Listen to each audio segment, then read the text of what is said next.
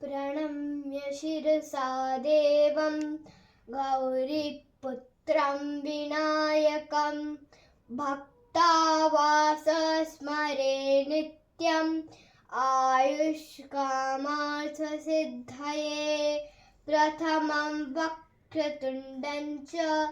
एकदन्तं द्वितीयकं तृतीयं कृष्णपिङ्गाक्षं गजवक्त्रं चतुर्थकं लम्बोदरं पञ्चमं च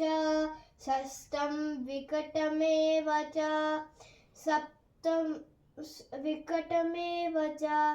सप्तमं विघ्नराजं च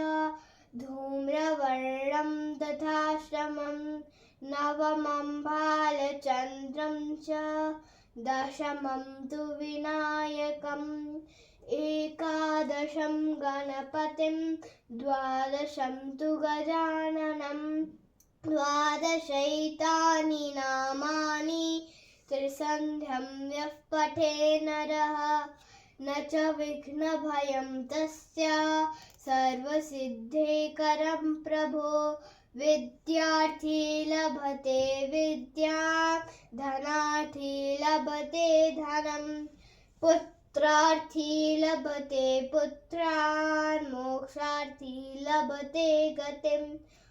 ॐ श्रीनारदपुराणे श्रीसङ्कष्टनाशन गणेशस्तोत्रं सम्पूर्णम्।